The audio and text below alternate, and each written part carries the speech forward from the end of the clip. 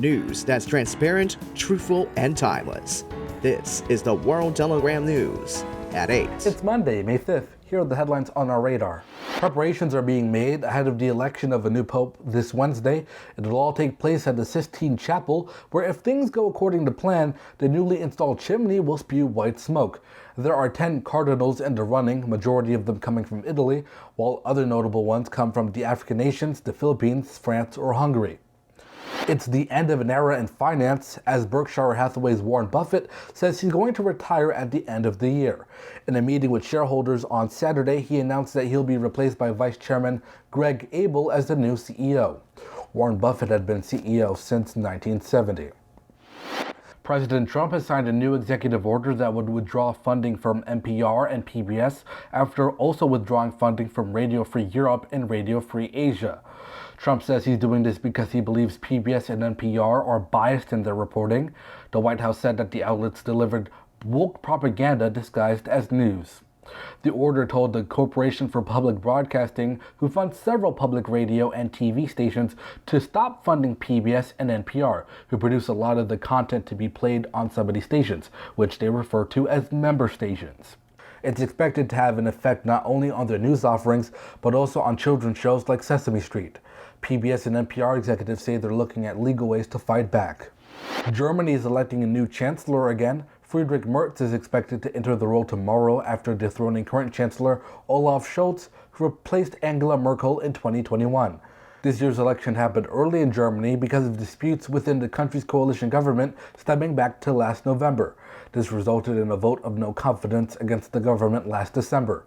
Merz stands on Germany's center-right and is an advocate for a free German economy, controls on the country's immigration, and increasing its defense budget. Merz is also a supporter of an independent Ukraine, according to Germany's Die Welt. The UK's National Health Service is releasing a new app that aims to cut wait times and give cancer patients a quicker route to getting a diagnosis and accessing their health data. The app is called Cancer 360, and according to the nation's Department of Health and Social Care, it's a step towards their end goal of building an NHS fit for the future. The department says they've invested $26 million into the health service, which was on its last legs after a continuous strain on its resources during and after COVID-19. There isn't a release date yet, but Cancer 360 is expected to be rolled out across all NHS trusts soon. Japan and China are going at it again after accusing each other of violating the disputed airspace over the Senkaku Islands in the Sea of Japan, which China calls the East Sea. For added context, the islands are disputed by China, Taiwan, and Japan, and go under different names. Japan claims that a Chinese Coast Guard helicopter entered Japanese airspace for about 15 minutes, which forced Japan to scramble fighter jets. The thing is, China says that the plane wasn't theirs. Instead, they say that the Japanese plane had breached their airspace. This escalates tensions between them despite improvements in their relationship after Trump's tariffs. In other news, today Skype dies. The app that most people forgot anyway is formally being shut down by Microsoft and being merged into Microsoft Teams and the company's latest effort to consolidate their apps. Skype was bought in 2011 after the well-known MSN Messenger was rebranded into Windows Live Messenger, which was discontinued in 2013. Skype ran solo for 5 years before Microsoft Teams released in 2017 and was made free in 2018.